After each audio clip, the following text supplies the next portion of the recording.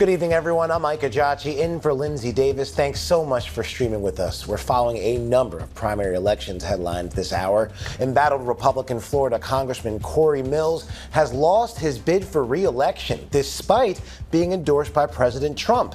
Mills was first elected in 2023, but has been plagued by scandals, including a restraining order by his former girlfriend. Florida voters have chosen the match up to replace Governor Ron DeSantis. Republican Congressman Byron Donalds and Democrat David Jolly, who was once a Republican congressman, have won their primaries tonight. Donalds would be Florida's first African-American governor if he wins in November. Both candidates spoke to their supporters just a short time ago. Tonight, we put aside our differences. Tonight, we are one united Republican Party. We have the opportunity to show how to build a coalition around American values led by Democrats with independent and Republican friends that believe in the basic strength of who we are. In South Florida, veteran Congresswoman Debbie Wasserman Schultz is projected to win the Democratic primary in the Republican redrawn 20th Congressional District. Some Democrats criticize Wasserman for choosing to run in the majority-minority district after her own district was redrawn to be more favorable to Republicans. And there was a historic early turnout for Alaska's midterm primary. Nearly 23,000 votes were cast, outpacing the previous record in 2022. On-site voting in that state's primary is currently underway. All right, for more perspective on what we should be looking for in tonight's primaries, joining us now is ABC News political director Avery Harper. Avery, tell us about the stakes this year in Alaska. How could the Senate race there impact control of Congress in November? This is a must-hold Senate seat for Republicans, and Republicans are hoping that Dan S. Sullivan, the incumbent Republican, is able to fend off a challenge from another Dan Sullivan, another Dan Sullivan, who's a retired teacher in the state of Alaska. Republicans have accused him of entering this race in order to confuse voters, and so they're urging folks to look at the middle initial as they cast their ballots tonight. But I think the bigger challenge for Dan Sullivan, the incumbent, is going to be Mary Peltola, who is the Democratic candidate who is running in this race.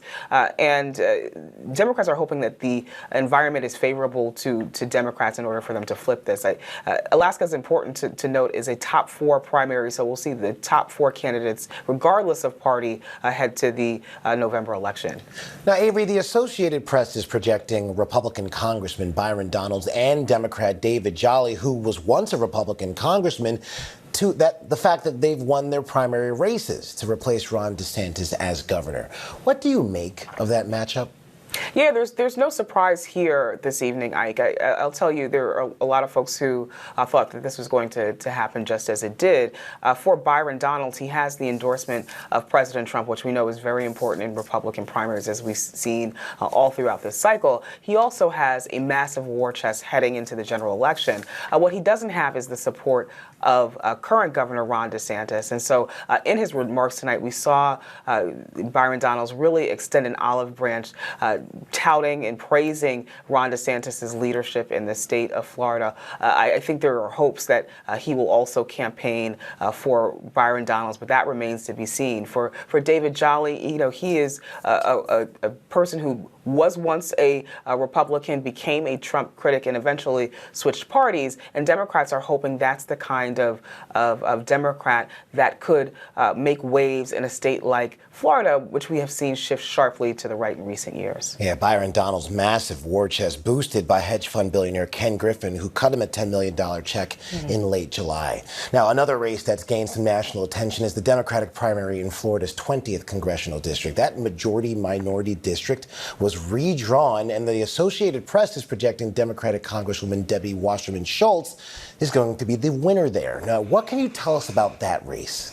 This was a race about political survival for Debbie Wasserman Schultz, and tonight she survived. She was able to come into this district where she did not represent these voters and pull out a victory there. Tonight, in her remarks, she talked a lot about the importance of representation, an acknowledgement, seemingly, that this is a majority black district. She said that she supports a ban on gerrymandering, and so that's really interesting to see. Voters in this district had a lot lots of choices, and they opted for Debbie Wasserman Schultz. She is someone who is a known quantity in Florida. She was once the chair of the National Democratic Party, and I think that black voters often are pragmatic about their choices, and Debbie Wasserman Schultz is someone with experience. Now, embattled Congressman Corey Mills losing his re-election bid tonight. Trump endorsed Mills. DeSantis didn't. What did you make of Mills' loss? I think this shows the limitations of a Trump endorsement, especially when you have a flawed candidate. Corey Mills is under investigation by the House Ethics Committee for sexual misconduct and domestic abuse. These are all allegations that he denies, but Mills continued to stay in the race, and we have seen other candidates bow out before it came to a primary election. He opted to stay in, and we saw voters soundly reject that tonight. All right, Avery Harper, thank you for your analysis. Let's bring in ABC News political contributor Danielle Alvarez, who was an advisor for the Byron Donalds campaign. Danielle, thank you for your time tonight. Now, the Associated Press has projected that Donald and David Jolly will win their party primaries for governor. Jolly is actually a former Republican congressman from Florida, as you know. Is there a concern Jolly could split the GOP vote in Florida, especially among Republicans who might be critical of President Trump? No, I don't believe that that would be the case. The reality is that Byron Donalds had a decisive victory in a very crowded primary. Of course, he joined the race over a year and a half ago. We've been at this. I consider it a marathon for a year and a half, kicking off with President Trump's endorsement. But what followed was discipline and dominance from Byron Donalds, capturing nearly 50% of the vote that's come in so far. What you get with David Jolly is a former Republican who then was a Washington lobbyist, then an MSNBC pundit, and is someone who has openly said he would apologize for Florida. That's something that Floridians are going to soundly reject. He has accepted extreme liberal policies, the extreme liberal ideas of the very fringes of his party. I think he's really going to be brought down by the top of the ticket, which is going to be the Senate race, Nixon, who was endorsed by the DSA. It's going to be a real problem for Democrats come this November. All right, Danielle Alvarez, you're over there at Byron Donalds' campaign celebration. I want to know what that's like, but also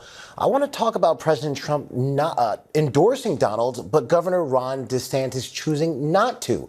Do you expect DeSantis to also throw his support behind Donalds' campaign now that he's the clear winner?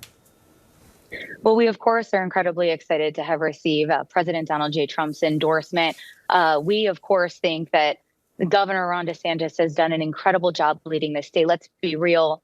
Really, Governor Scott started this movement in the state of Florida, and Governor DeSantis just launched it to another orbit. And so we're very grateful, of course, for his leadership. But Florida is very ready for a Governor Byron Donalds, and we're excited for what that may bring. We'd be honored to have Governor DeSantis' support. But right now we're focused on our race, and we know that this race will be decided by Florida voters. All right, Danielle Alvarez, thank you.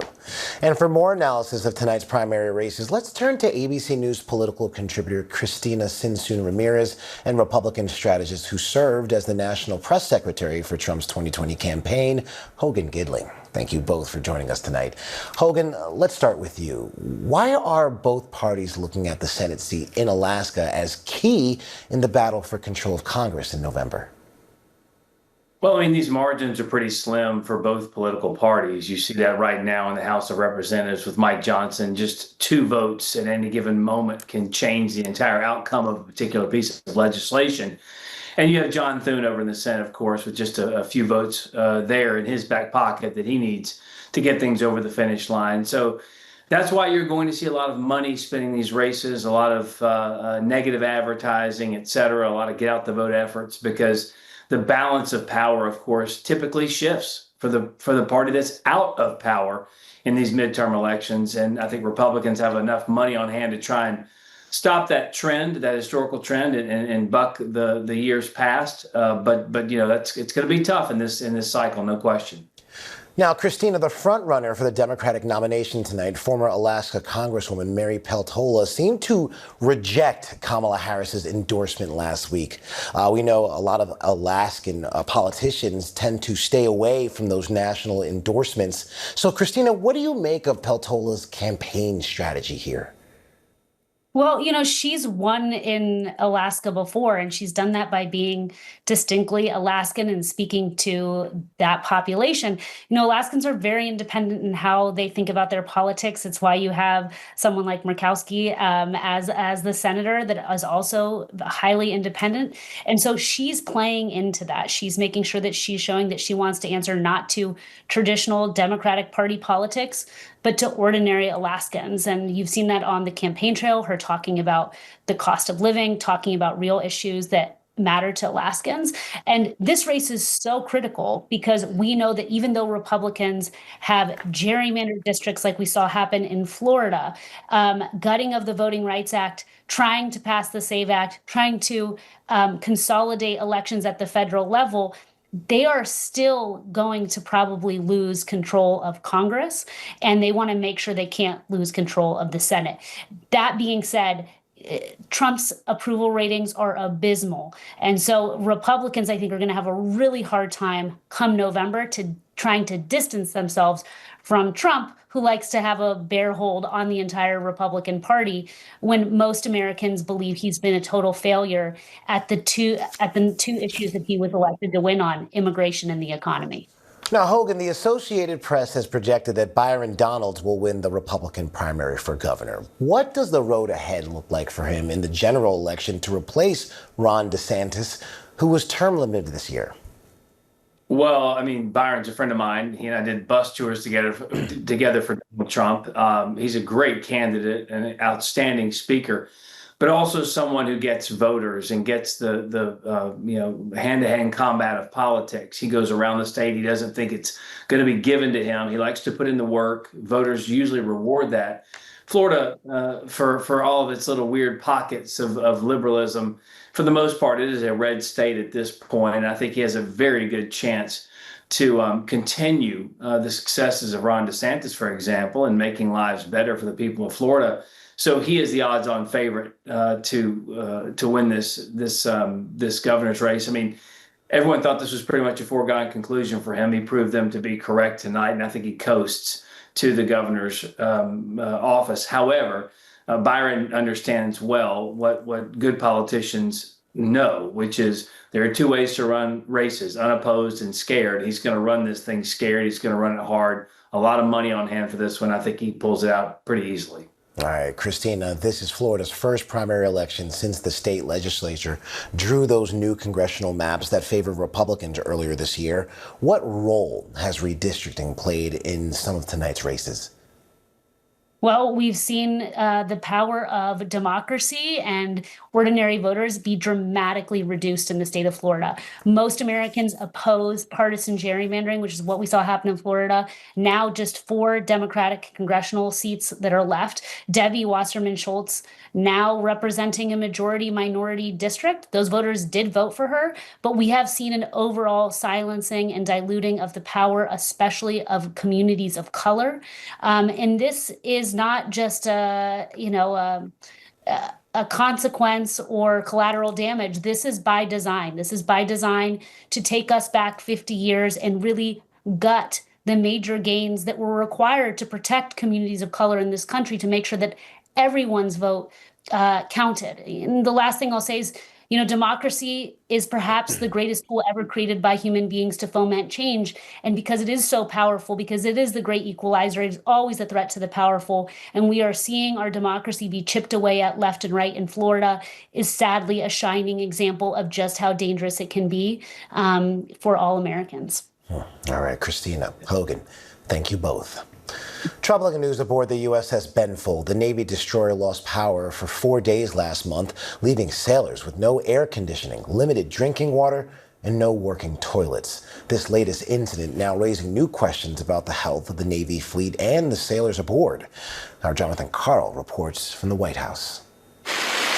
Tonight, growing questions about whether the U.S. Navy is now stretched too thin, after new reports of grim living conditions aboard a second massive ship. Some 300 sailors on the destroyer, the USS Benfold, deployed in the South China Sea, went 4 days with limited drinking water and no working toilets or air conditioning after the ship suffered a complete loss of power. After 4 days adrift, the Benfold was towed to the Philippines. A Navy spokesman cites problems with its generators, adding there were no injuries to the crew, who demonstrated resilience, grit, professionalism, and unwavering steadiness. The Benfold was part of the carrier strike group heading to the Middle East to relieve the USS Lincoln, whose crew has been at sea for more than 260 days as part of the war on Iran. Amid deteriorating conditions on the Lincoln, some sailors' families told the Military Times that at least 2 sailors tried to jump overboard. A U.S. official told ABC News that a sailor did go into the water and was rescued. Defense Secretary Pete Hegseth, who in a highly unusual move for a defense secretary, was campaigning for Republicans in Iowa this week, has denied there's a problem. We make sure that every ship, every crew, every captain has everything we can provide them at every single moment. And President Trump has brushed off questions about how long the sailors on the Lincoln have been stuck at sea. Has the deployment gone on too long? No. Not nearly long enough. ABC News has obtained the official police report from the sudden death of actress Hayden Panettiere. It reveals who was with her when police arrived and what they found at the scene. ABC's Stephanie Ramos has more. Tonight, a police report obtained by ABC News is revealing new details about the death of 36-year-old Hayden Panettiere. The actress's on and off again boyfriend, Brian Hickerson, and his brother, Zach, were inside the Greenville, South Carolina apartment when police arrived after they called 911. Cardiac arrest. CPR is in progress. Police reporting that the boyfriend's brother, Zach, was very emotional while EMS were working on Hayden. The longtime boyfriend, Brian, did not become emotional until EMS declared her officially deceased, showing the officer the bag of medication Hayden is currently on. Panettiere's preliminary autopsy found no signs of trauma, and police say there were no signs of foul play or suspicious circumstances. The couple had a troubling history that included domestic violence. Hickerson was charged with multiple counts of felony abuse, and he pleaded no contest, serving 45 days in jail. In her memoir, Panettiere wrote, "One night, he busts up my face so badly, I don't leave the house for weeks," later describing being locked in a cycle of abuse. The abuse, the fact that I allowed this person not only into my life, but for how long I put up with it. Here, reading her own journal. I realized that I was more afraid of being alone than being abused. In a recent interview with TMZ, Hickerson said they were still friends and acknowledged having regrets. I went into such a dark place, man. Drugs, alcohol. Dude, good God almighty, she's 5'2" on paper, 4'11" in real life. I mean, come on. In a new interview, Panettiere's mother says this person in her life that we have been trying to get rid of for quite some time was with her at her death, and that was Brian Hickerson. But tonight, again, police say they found nothing suspicious. Panettiere's mother calling Hayden an amazingly talented person, adding, "I think young people who grow up in the entertainment industry, it is a struggle." Meanwhile, Ukrainian boxer Vladimir Klitschko, Panettiere's former fiancé and the father of her daughter Kaya, is honoring her, writing, "She built an incredible career through immense talent while also facing the darker sides of a very demanding industry. To our daughter Kaya, I will always speak of her mother with respect and make sure she remembers the person she was."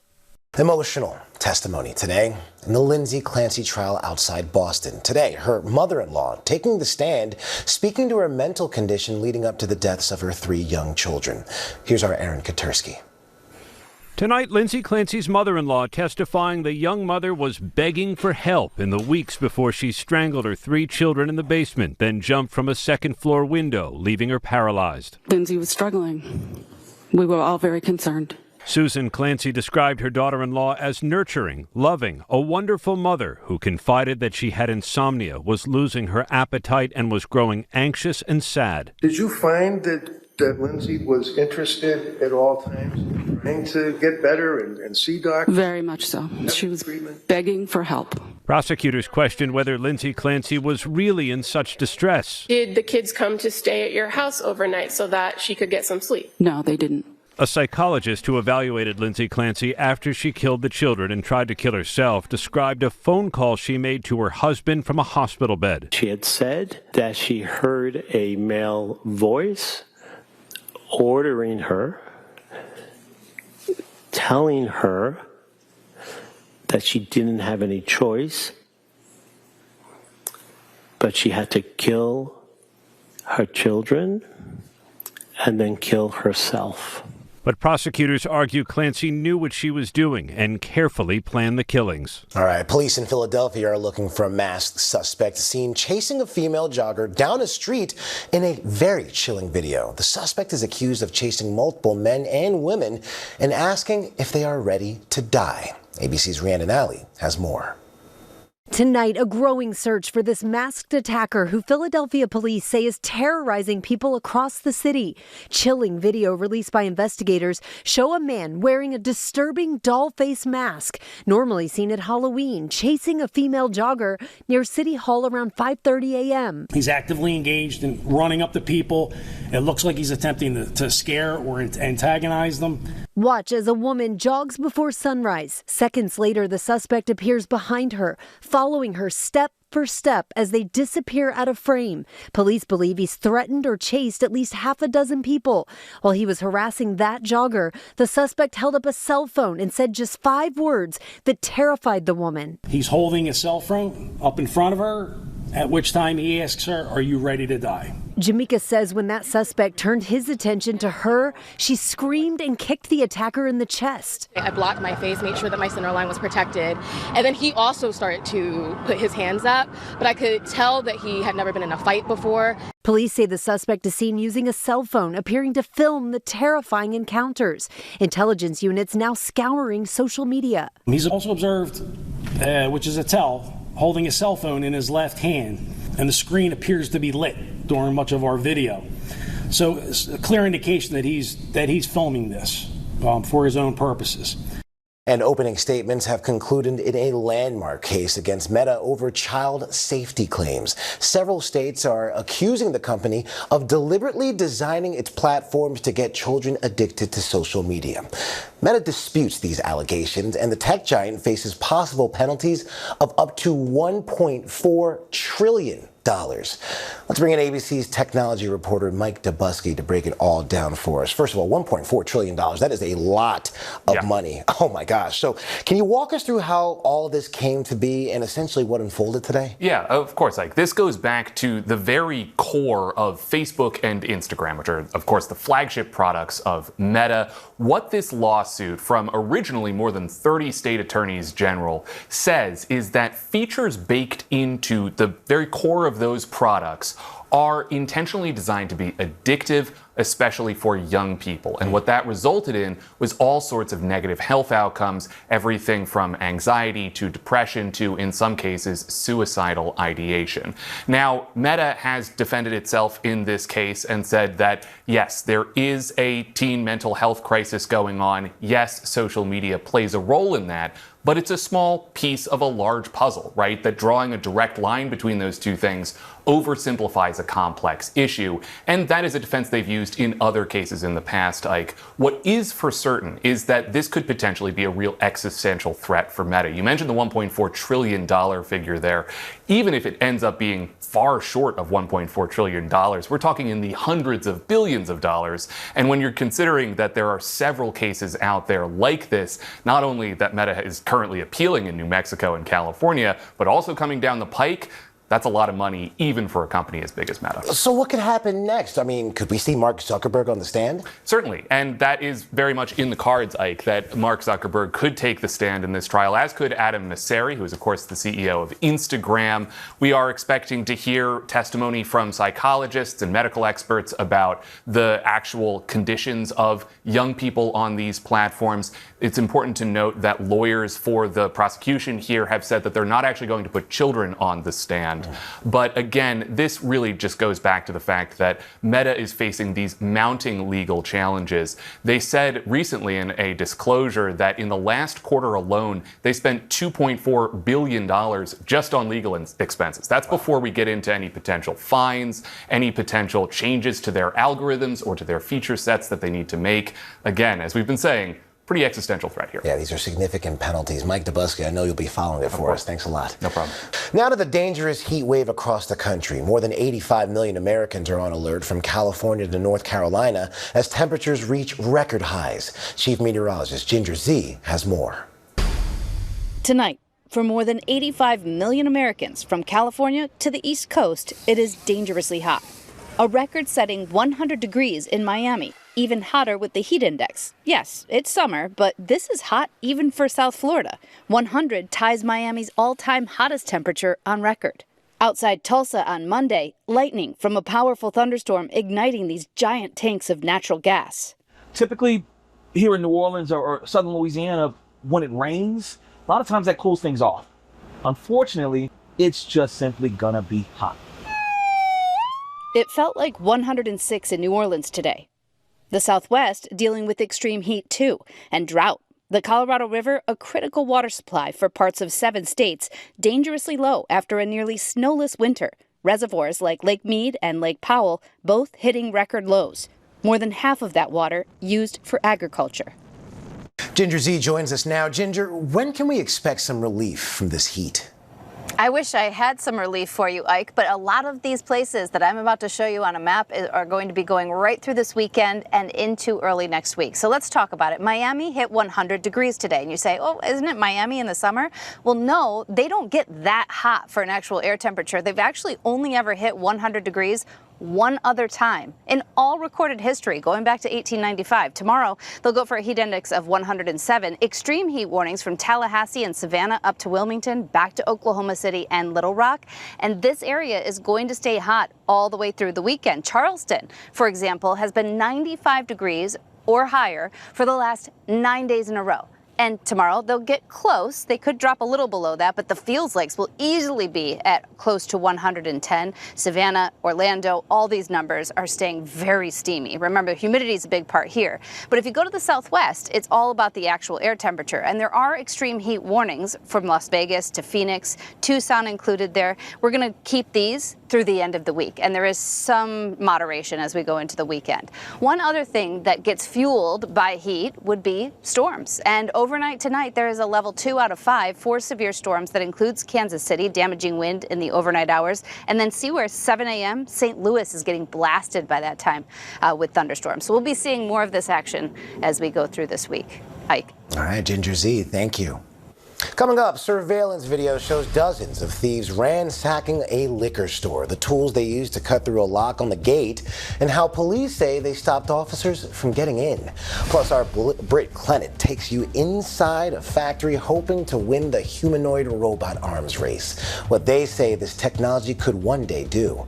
And a new report reveals affordable cars are getting harder to find. We look at the state of used vehicles by the numbers.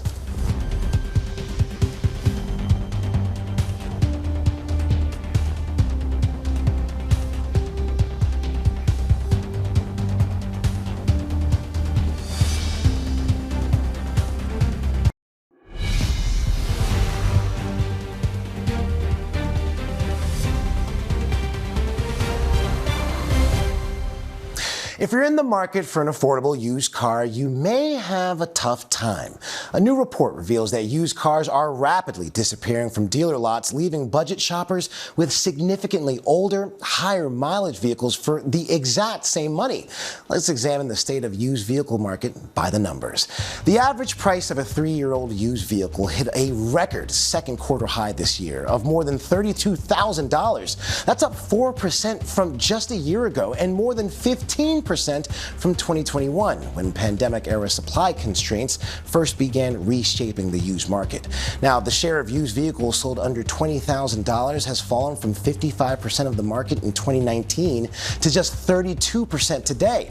Now, when looking at what's today's budgets actually buy, the average vehicle sold in the $10,000 to $15,000 range in 2019 was 4.7 years old with about 58,000 miles. Today, it's 8.7 7 years old with more than 98,000 miles. Despite higher prices, these used vehicles are moving quickly, especially the cheapest ones. Those priced from $5,000 to $10,000 are selling in just 25 days on average, well ahead of the 44 days it took to sell used vehicles priced above $50,000. Now, while experts say prices may not rise much for the rest of the summer, long-term trends, however, still work against the used car shopper.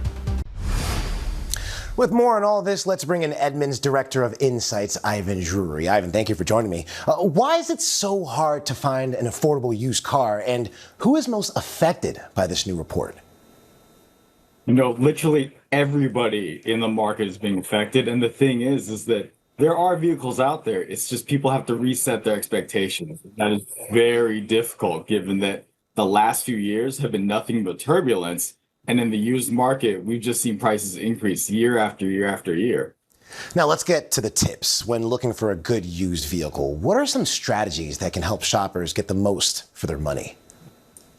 You know, one of the things, incremental spending, right? By that, I mean, if you can borrow a little bit more, because asking someone to come up on more down payment is very difficult when it's hard to come up on basic goods that you can pay for on a regular basis. So if you have a price barrier of 15 or 20 in mind, see what a couple thousand might get you, because today it's a drastic difference between, say, a $15,000 car and a 20 and a 20 and a 25.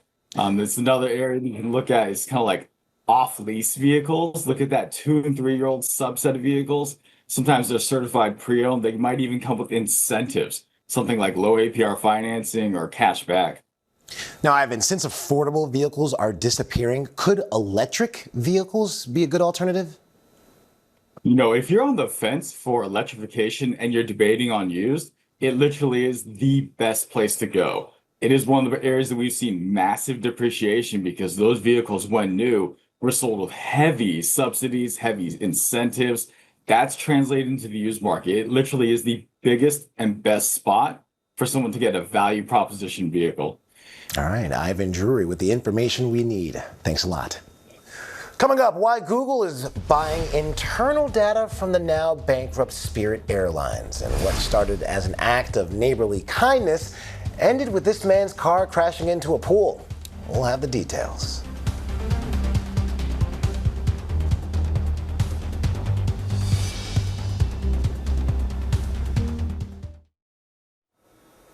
Welcome back to Prime. Here's a look at the stories making headlines right now. Details are emerging about a power failure aboard a Navy ship in the South China Sea last month that left the sailors without drinkable water, working toilets, or air conditioning for 4 days. The outage happened on the USS Benfold starting on July 24th. And the news comes as questions have been raised about the conditions on the USS Lincoln, which is currently on a record-setting deployment of more than 240 days at sea. Now, there were no injuries to the crew during the 4-day power outage. 2 people are dead following an explosion at an industrial facility in Toledo, Ohio. The explosion happened this morning shortly after 5 a.m. during a shift change at Brent Industries. The ensuing fire caused part of the building to collapse, and it's still unclear what caused the blast. And Google says it's buying internal data from Spirit Airlines in order to train AI models. Now, the data includes employee emails, calendar presentations, and aircraft operations and logistic data. Now, a court-appointed official will make sure it does not include any personal data, credit card info, or the former airline's customer list. Spirit ceased operations in May, and a hearing to approve the $10 million sale of the data that's scheduled for tomorrow. And Bill Rasmussen, the creator of ESPN, has passed away. When ESPN was founded in 1979, it was the first ever 24-hour television network.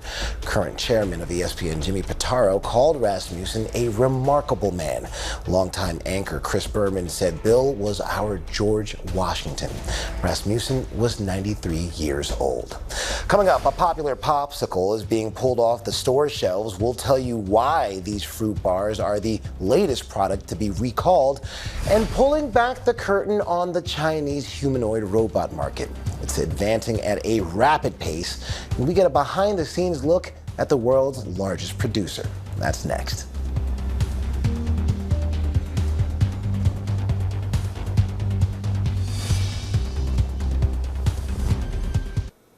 After dominating the electric vehicle market, China's supply chains have now turned their attention to something new, the humanoid robot. Now, while these robots are still partially controlled by humans, the hope is that they'll soon be completely autonomous and do the jobs we don't want to do. The sprint towards humanoid workers is shaping up to be the latest competition between the U.S. and China, and the Chinese market is advancing at a rapid pace. Our Britt Clinton went behind the scenes at the world's largest humanoid maker, Unitree, in China to learn more. In the future, walking your dog might look like this. It's just me and my mate, my robot mate and my robot dog, walking along the river in Hangzhou. But actually, the age of the robots may already be upon us. Ah, poor. And he doesn't even need a reward. And it's my buddy here that's now at the centre of a US-China competition. This is a humanoid robot, still partially controlled by a human, but the aim is for this robot to be autonomous and do the jobs we humans don't want to. The race is on now for who gets there first. On the home front, Boston Dynamics made a splash at CES earlier this year, unveiling its latest Atlas robot for industrial manufacturing. Its walk is pretty natural and pretty smooth. Elon Musk and Tesla's long-delayed Optimus model hope to show a gentler, domesticated robot. In China, the humanoid robots are a bit feistier.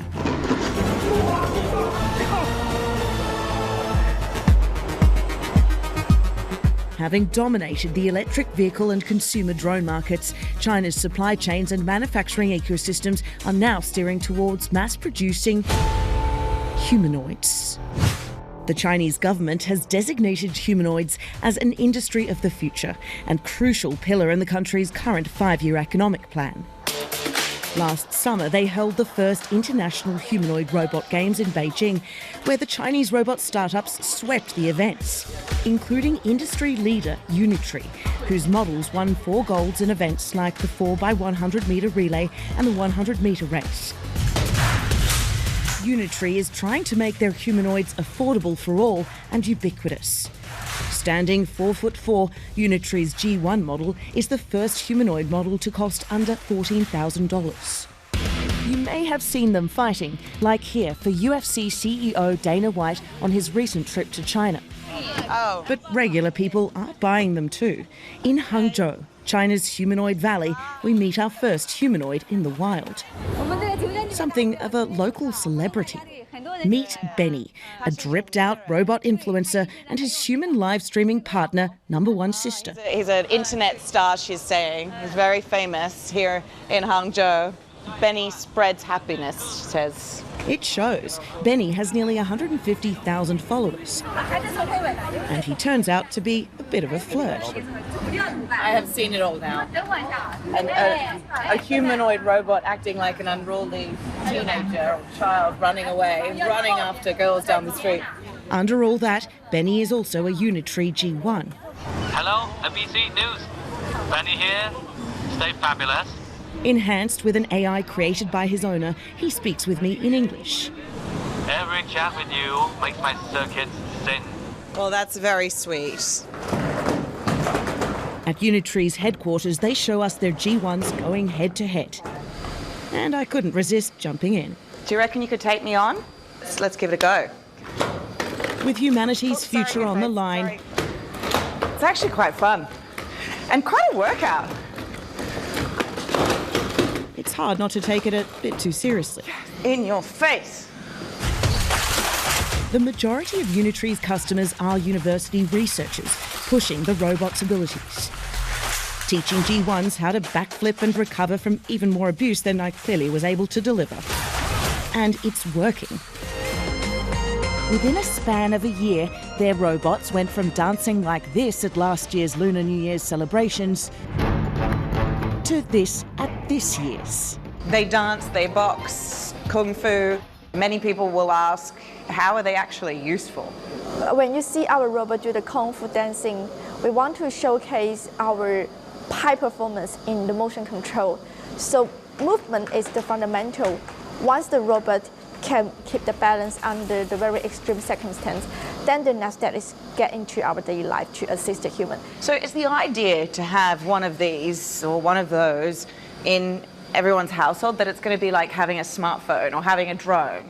We assume in the future the robot could get into our daily life, but maybe we assume 5 to 10 years, not currently. The humanoids industry is still nascent, but Morgan Stanley expects it to hit $5 trillion by 2050, with nearly 1 billion of these robots working around the world. So basically, the robots can, on one hand, fill in or replace, the low-end manufacturing jobs, and then on the other hand, also taking care of the elderly. But China does have an advantage. In China, what we've seen is that these kind of projects are happening at a much bigger and faster scale than in the US. Because the simple reality is that I think with the exception of Tesla, there's just not that many advanced manufacturing that is still left in the US for this kind of experiments.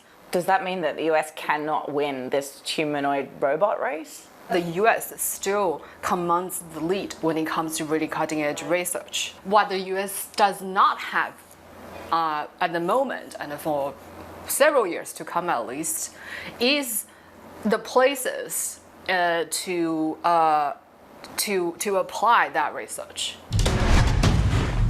And the industry is developing at a dizzying speed, which leads to the question, when this is all combined with AI, should we be worried? Is there a risk that they're going to take over and develop minds of their own? Whenever actually we manage to develop AI models that are sentient, then yes, that's when I will probably get worried that the robots are going to take over. We're going to see robot armies, taking over the world or whatever. The most we're concerned about is not the robot will hurt humans. We're most concerned about is the bad guys is taking advantage of the robot. So we need to build up the regulation. Back in Hangzhou, number one sister tells me she bought Benny a month before we met. She says humanoid robot interaction is the trend of the future, and they want to show the audience what that future might look like. And at least for now, we can only hope the future is less Terminator and a little more Benny, just a playful robot in search of hugs and likes. Bye. Be nice. See you next time. Interesting stuff. Britt Clinton, thanks a lot. All right, coming up, the Williams sisters take the court together once again. We'll tell you how they did. And our conversation with singer-songwriter Max McNown ahead of his upcoming third album. A voluntary recall of a favorite frozen treat. Dozens of thieves caught on camera robbing a store using power tools, and the Williams sisters returned to the doubles court for the first time in 4 years. These stories and more in tonight's rundown.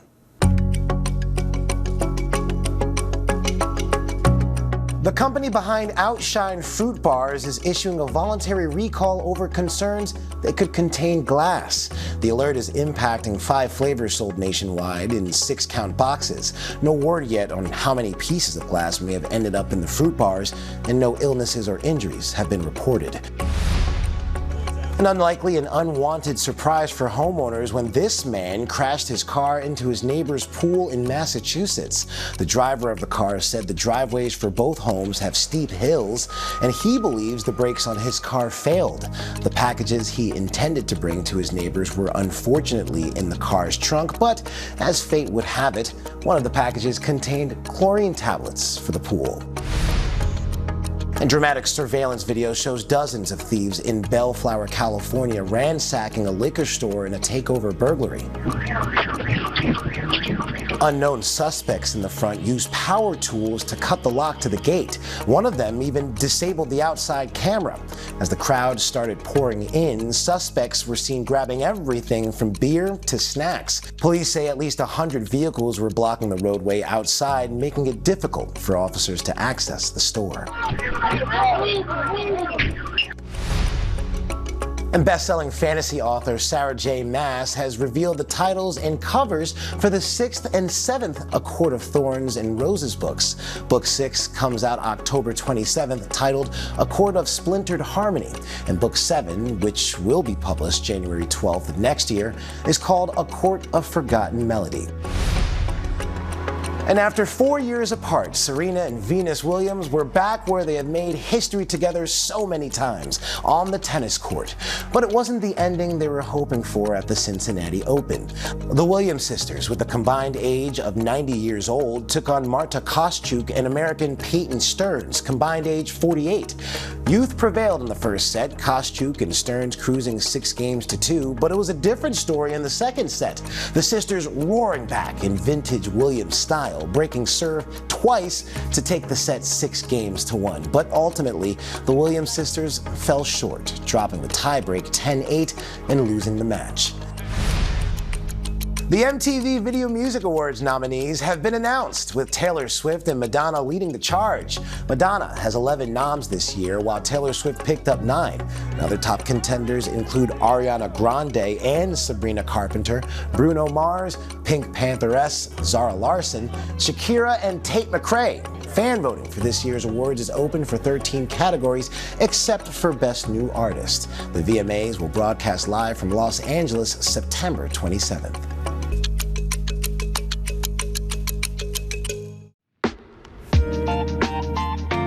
Now to our segment, Prime Playlist Shuffle, where we sit down with artists transforming the music industry. Max McNown was learning guitar and busking around California just a few years ago, and today he's selling out tours. He also reached platinum status for his hit A Lot More Free. Max McNown is now celebrating a new milestone with his 3rd album, Leave On a Light. Let's take a listen to the track Famous to You. Starlight over the Hollywood sign, but nothing will ever shine as bright as your eyes. Someday I wanna be a housemate. Don't you just wish that song could just keep playing? I know you do. I don't know. I've heard it 1,000 times now before it releases. So right. Yeah. Max McNown joins me now. Welcome to the show. I want to get right into this album, right? Yeah, let's do it. You said a lot of the tracks on this album are love songs, but they're not about romantic love. Not all of them. So what made you decide to explore all these different types of love? Well, there's several types of love, and the theme of the album is, and the title is Leave On a Light. And the reason we named it Leave On a Light is because I feel as though almost every single song has this congruent theme throughout, where it is a thank you to somebody in my life that keeps the light on when I am away. Whether that's touring, whether that's mentally away, you know, playing shows, doing all the work that you need to do in order to be an artist. And each song is its own thank you to a certain person or group of people that take care of who I am beneath the career and beneath the music. And because even when the crowds start to get bigger, I'm still who I am. You said that you hope this album, quote, encourages people to look inward and bring them toward a greater appreciation for what they have right now. I love that. You did your research. Thank you. Thank you. Yeah. So what inspires you to make music with that message? Well, one of my favorite writers, her name is Mags Duvall, and she told me, we were in a writing session over in Central Oregon, which is one of my happiest places on earth. I love Central Oregon. And she said something so profound. She said that songs aren't meant to tell someone how they should feel. They're meant to serve as mirrors for that person so that they can look at themselves and, you know, dissect what they're going through and maybe feel less alone in what they're experiencing. And so that's what music has done for me throughout my entire life. And that's one of the primary reasons I'm in music to begin with. And so as I learn how to be an artist, you know, I'm 2 years into my touring career. I've released my first song, I think a little over 3 years ago now. And so it still is pretty fresh for me. Right. But with each album and each song I write, I feel like I'm starting to grasp more and more what the bigger picture is and not just trying to write a hook, you know?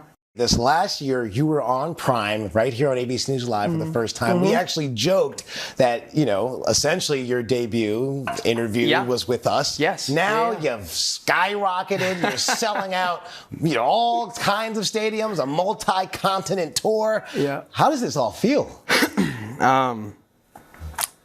It feels good. I mean, I think that because it's happened gradually on my side of things, I think people look at a 3-year run and they think, wow, that was fast. And in the grand scheme of things, it absolutely is fast. But when you're living and working as I try to, which is one day at a time, one show at a time, how can I be the best person to the people I meet today? How can I be the best performer at the show today?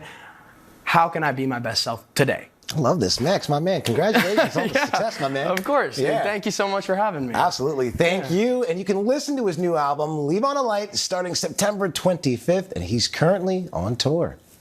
That's our show for this hour. I'm Mike Ajachi. Stay tuned to ABC News Live for more context and analysis of the day's top stories. Thanks for streaming with us.